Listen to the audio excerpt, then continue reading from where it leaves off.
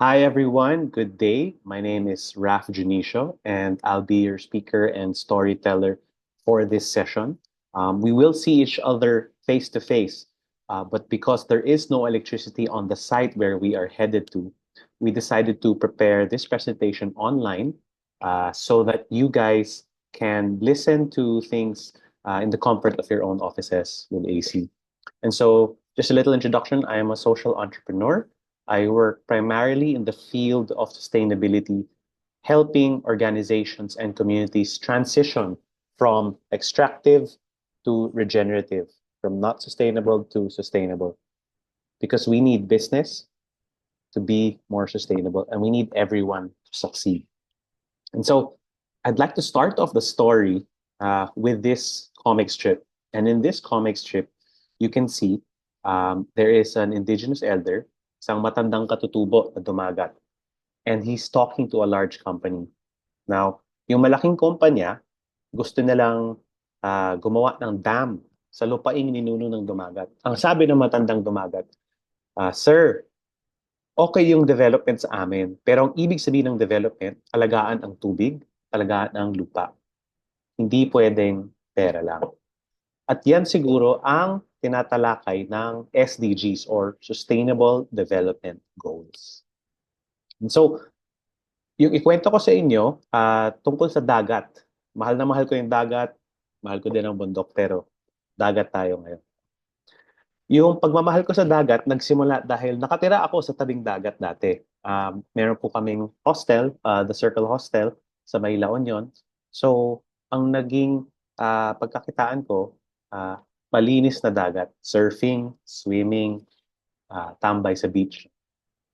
Ngayon, um, pagkatapos mag-surf, yung kaibigan ko na nagturo sa akin kung paano mag-surf, Paulo, pinost niya to sa Facebook.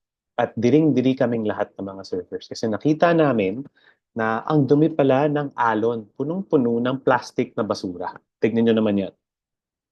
So dahil nainis kami, nag-research kami at ito yung nakita namin online. No?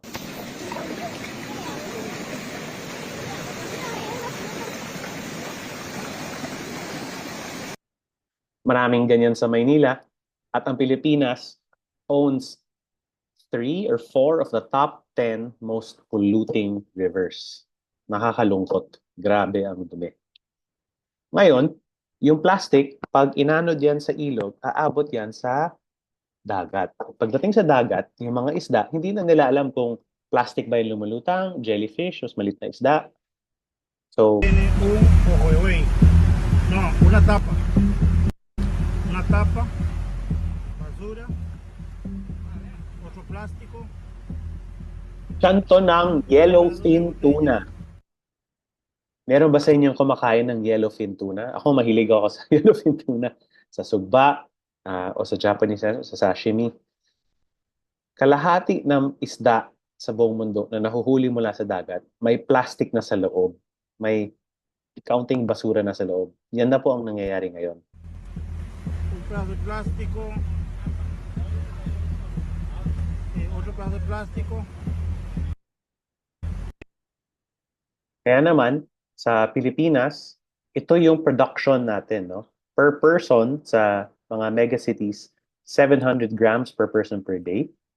In the countryside, mga 300 grams per person per day. Mas mataas sa city kasi transient tayo, labas-pasok, nagmamadali, wala namang puno ng saging o dahon ng saging. No? So yan yung nagiging problema. Very convenience-based yung culture. No? Ngayon, ito yung problema natin sa plastic. Ang plastic kasi, kapag natapon sa dagat, baka mag-landing siya sa taas ng isang coral. Yung coral, pag nandyan yung plastic, ang mangyayari, lahat ng bacteria pupunta sa plastic at magkakasakit yung coral. In fact, it's 89% likely to get sick. 89% para na siyang vaccination ng COVID. Ganun na siya kasiguradong magkakasakit. At ang problema dyan, bawat 1,000 hectares, 1 hectare ng coral reef ay 1,000 kilos of seafood. So, kung meron kang plastic in 10 hectares, ang mangyayari niyan, 10 times 1,000, 10,000 kilos of seafood ang nawala sa'yo. Dahil nagkasakit yung reef, hindi na siya magproduce ng food. Ngayon, tinanong ko sa team ko, ano ba ang food production capacity ng Manila Bay kung saan tayo maglilinis? Ito yung mathematical calculation. Kinuha namin yung datos mula sa Smithsonian Museum sa US. At ito ang lumabas, $16 million per year worth of seafood. Ito yung infographic niya. So Manila Bay is worth about 2.9 million kilos of seafood. Pasig River is about 17,000 and Laguna de Bay is about 900,000. Ang tanong ko, kung may isda or seafood mula sa Manila Bay, kakainin niyo ba ngayon? Sariwa pa ba yan? Para sa akin, ayokong kainin. No? At pag naglinis tayo sa Manila Bay, makikita niyo rin po. And so, yung mensahe dito, pag mas kaunti ang basurang plastic na umaabot sa dagat, ah, yung pagkain natin, pwede na siyang maging mas mura. Kasi hindi na natin napapatay yung mga bahura or coral reef. Ngayon, baka napansin nyo yung climate change. Itong nakaraang mga taon, grabe ang init, grabe ang ulan. Nung nakaraang El Nino, yung sugarcane industry delayed sa harvest dahil yung ulan ang bagal. Sa Kasiguran Aurora, umabot ng 60 degrees Celsius. Sa Maynila ata, 54, 55. That is toxic heat. 30 minutes ka under the sun, mamamatay ka niyan, magkakasakit at least. And dahil sa init, yung mga coral reefs, nasa stress, namamatay din sila, namumuti, mas magiging brown. Tapos wala nang isda. Now, baka nagtatanong kayo, paano connected ang topic natin today about plastic to climate change at yung apat na bagyo na sabay-sabay nagpakita sa karagatan natin? Well, ito yon. Ang plastic products kasi gawa yan sa langis. At kapag kailangan mo mag-process ng plastic, magsusunog ka ng oil at ang processing fee niyan is 3 kilos of carbon dioxide. The carbon dioxide causes heating and the heating causes what we call global boiling. Pero paano nga ba yan talaga nangyayari? Kasi hindi yan pinapaliwanag ng simple ng media. So ito na yon. Ang sinag ng araw, tatama sa mundo. Kailangan natin yung init ng araw kasi kung wala, magiging ice age ulit tayo. Diba? Everything will freeze. No? Ngayon, sobrang daming init na pinapadala ng araw. So, yung mundo natin, planet Earth, reflects back some of that heat. Yan, yung orange. Now, kapag meron kang greenhouse gases such as carbon dioxide, carbon monoxide, methane, so yan yung anything that you use oil for to burn or rotting food, no? That causes these greenhouse gases. Yung gases na yan, imbis na yung init na nire-reflect, umakyat palabas ng planet, mare-reflect siyang pababa ulit. So it acts like a mirror and it pushes the escaping heat back to the earth. And that's why umiinit, no? Now, yung init na yan na dapat lumabas pero binalik, becomes what you call weather disturbances. So it causes more water to evaporate. Water will go up into the sky, no? Magkakaroon ng warm pockets, no? Lalakas ang alon, lalakas ang hangin. At syempre, kapag ang tubig umakyat, kailangan din niya bumaba. Kaya naman, yan yung naging apat na bagyo na sabay-sabay itong November at October 2024 at yung anim within a 2-month span. Habang dumadami ang greenhouse gas, dadami din po at lalakas ang bagyo sa Pilipinas. So, how does this affect us? Sorry, wala yung picture. Some of the top call centers in the Philippines, 50% ang absenteeism ng Odette and Karina. Napaka-mahal po ng gastos kapag natamaan tayo ng bagyo. No? And ito po yung summary so far. No? Avoiding plastic can also mean less carbon, which means less heat, which means less climate damage. No? And so, floods, the seafood production, and then yung pag-iinit, yung heating, those are some factors that have resulted in the Philippines law on plastic. No? But especially the floods and how unsightly it is. No? Kaya naman, Meron na tayong EPR law today, right? However, there are other laws coming. And the next one that we know of that's being discussed in Congress is about carbon counting. Kasi po, kailangan na nating i-limit yung paglalabas ng carbon dioxide kasi basura din siya para sa atin at nakakasama siya sa ating klima, sa ating mga buhay. And the Department of Environment and Natural Resources, which hosted the meeting for damages of climate change, just here last week or this week, no? They came out with a statement December 4, 2024. They need to cut emissions of carbon and other greenhouse gases. Right? And so we needed to do something about it. No? So what my friends and I did at the hostel, we said, gawa tayo ng programa para matuto yung taong mag-segregate, maintindihan nila kung bakit kailangan, at sana magbawas din sila ng basura. So ito po ang aming program.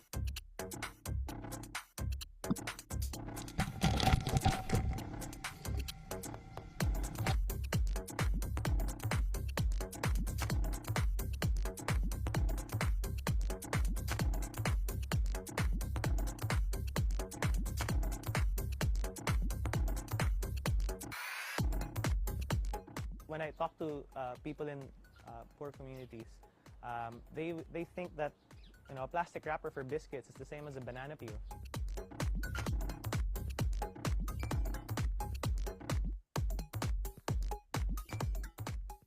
To start this movement, what we have to do is to make collecting plastic simple, easy, and fun. If the bottle is about a liter. So hindi naman kailangan panoyin lahat. But long story short, we collected our trash and then we turned it into different kinds of items. Upcycling, kumbaga, no? So itong pader namin, imbis na puro semento, dyan namin pinasok yung plastic. That's 10 tons of plastic, no? That we were able to turn into walls. Hanggang ngayon, nandyan pa yung pader. At dahil nakahanap kami ng magaling na pintor, maganda tignan. Wall is 7 years old na and going, no? Now, pwede kang gumawa ng mga pader, ganyan, divider, pero syempre may limitation yan. And the real metric that we have to start thinking of is how much plastic can we reduce. Yan po talaga ang situation. No? And there is a growing movement in the Gen Z and Gen Alpha and millennial generation where people are starting to reduce plastic, reduce disposable as much as possible. Now, merong mga behavior na medyo kailangan nating baguhin. No? Itong litratong to, nasa isang coffee shop, tumambay ako dyan ng 6 na oras at pinanood ko lahat ng tao kumain. Ito ang findings ko. Lahat ng lamesang may bilog na pula. Nag-dine in yan ng 2-3 oras. Pero gumagamit ng take-out. At alam kong guilty tayong lahat dyan. Ako, guilty din ako dyan dati. No? Pero ngayon, napaisip ako, o nga naman, ba't pa ako magta-take out cup kapag naka-dine in naman ako? Pwede namang iwasan. And so, that's our first behavioral change. Paano mo iiwasan yung basura kung kaya? Lalong-lalo na yung plastic na non-biodegradable. And just looking at the bigger picture, kasi nga plastic contributes to the carbon dioxide in the atmosphere. These are the sources of carbon around that are reported by Stanford University. And plastic is part of the industrial waste that comes out, no? Na kailangan nating bantayan. Marami pang kailangan gawin as well, no? So anyway, for plastic, there are many solutions, no? And yung kaninang pinakita kong instruction, there are better ways to do it, such as with these eco bricks, which now use mixed cement and ground plastic to come up with hollow blocks that are a lot stronger than regular cement bricks.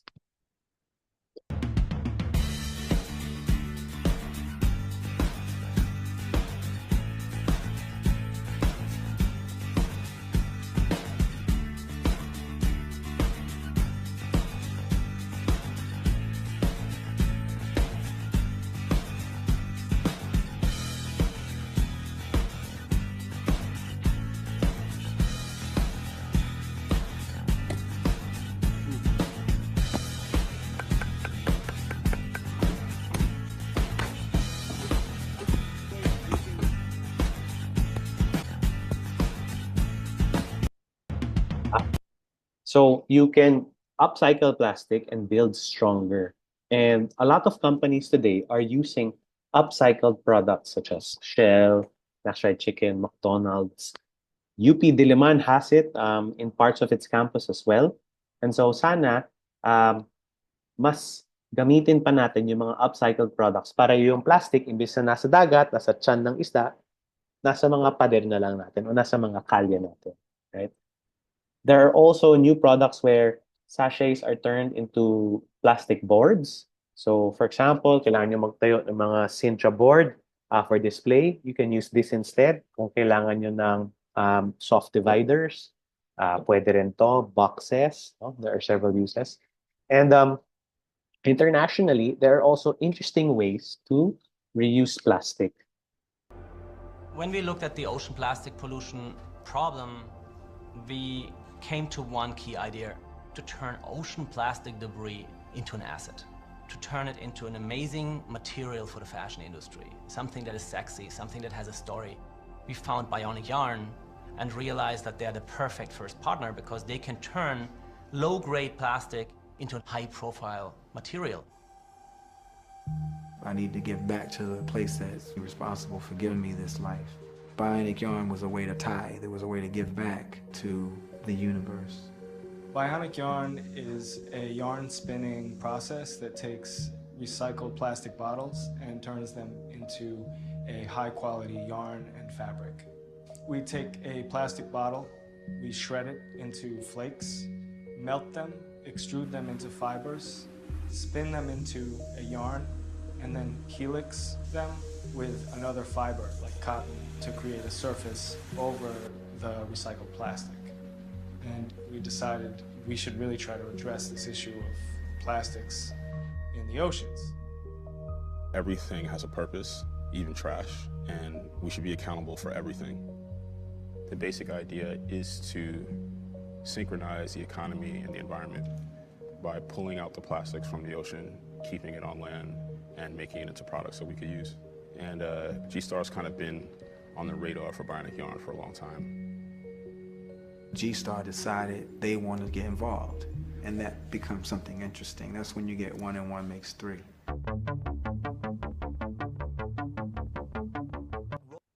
So this is where plastic was used for clothing and then turned into fashionable items. Lumabas siya on New York Fashion. So that's one creative way to do it. But we need many solutions. No? And the reality is that plastic actually, it's not the biggest source of trash. No? Yung pinakamalaking bahagi ng basura natin, organic waste talaga.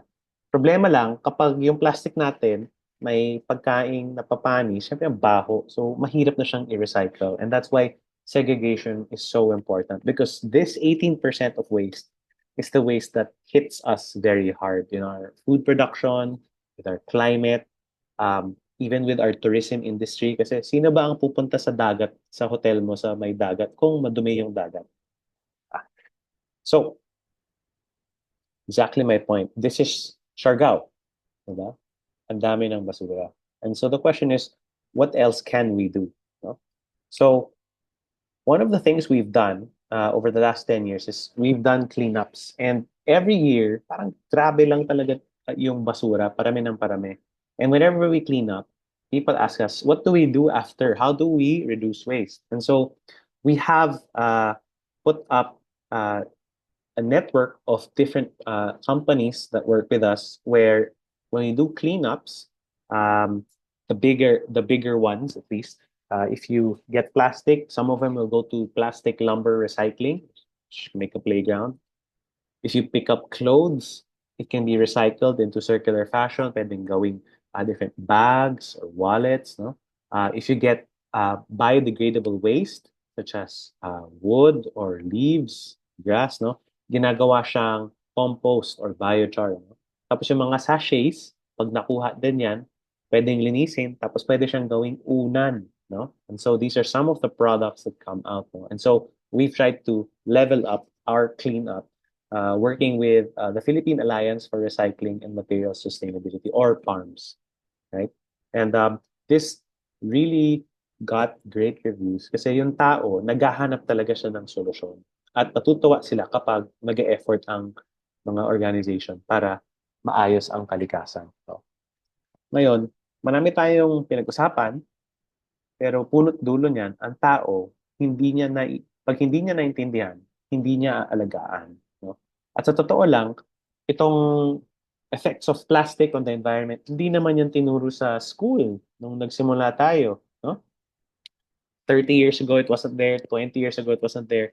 10 years ago, it wasn't there. And even now, it's not yet in mainstream education. But that's why we really appreciate your efforts in doing events like this, because it allows you to understand so that you are empowered as stewards of creation.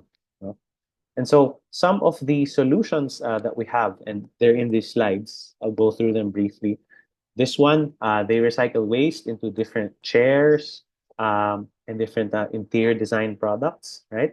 Ito naman, they do packaging, packaging-free personal care. So either refillable siya or papel yung ginagamit, no, for it. So plastic-free, right? And they've already sold over 1 million products without plastic, which means if if it's 10 grams per item, then that's a lot of plastic that they've reduced. And then we have this one. These are the Sachi Group biodegradable bags made out of cassava, manufactured in the Philippines. And then meron ding composting company, yung Bokashi. No? They use enzymes to turn food waste into high quality soil. No? And there are a lot of other companies that you can work with that can help you reduce, recycle, or reduce your waste. No? Alon and Araw is a pillow maker. Eco-Uling turns coconut waste into briquettes. Bamboo High has bamboo toothbrushes, right? Then of course I talked about EcoShift and Taco Packaging. Sentinel recycles a lot of plastic into crates, into trash cans. No, that's very useful things. No? And then this one, Ripple X, very interesting because they set up refilling stations in sari-sari stores. They're already in over 1,000 sari-sari stores in Metro Manila and growing. They started with only two things, liquid detergent tsaka liquid soap. Pero ngayon, parami ng parami yung product line nila. No? Hahabulin talaga nila yung the likes of Unilever and Procter and Gamble. No? Continuities into circular fashion, Junk Nut turns plastic waste and other waste into high quality interior design things. No? And so on. Napakadami. Precious Plastic does plastic lumber. River Recycle does the boards. Humble Sustainability does e-waste. Diba? At the end of the day, all these recyclers and all these waste reduction companies have one goal in mind. Na kung kaya, ibalik natin ang kalikasan. Kasi kung kaya sa Maynila, kaya sa buong bansa. And these two circles represent our mission to clean Manila Bay and to also reclaim the forests in the Sierra Madre, which protect us from the storms. This way, we will be able to regenerate the Mega Manila ecosystem, right? Which is our home. Sa atin yan, kaya kailangan tayo din ang magpursige para ayusin yan. Sana alalahanin natin na ang Metro Manila is interconnected. Kung may basura sa taas, bababa yan. No? At kahit may basura sa baba, yung basura makakasira ng kalikasan. No? And so, while now we're doing level up cleanup, we're also moving into the level up of eco-education. We're partnering with Zamboanga Polytechnic, Peninsula Polytechnic State University and Nueva Vizcaya State University to help business and tourism entrepreneurs and students and management students learn more about eco products, eco entrepreneurship, eco business. No? Para naman sila, may solutions sila as they grow older and they become more mindful consumers. No? We're onboarding more universities and schools into this platform, and we're looking for partners. No? And speaking of, this is just a sample business case that we hand out to students, right? If Coffee Bean gives 1,234 pieces of plastic cups per day to dining customers, and 3,700 pieces to takeout customers solves the following problems. If there's a 10% discount in the number of if customers brought their own reusable cups, this reduces the takeout by 35%. So what is the effect of that in terms of cups, diba? And what is the effect of that in terms of savings in packaging as well, right? So again, we are Make a Difference Travel. We're a platform for education to create impact for the planet, to restore ecosystems, and to build green economy. Maraming salamat po. We really appreciate your time. And if you have questions, please feel free to ask. All right. Thank you very much, everyone. And I hope you guys learned.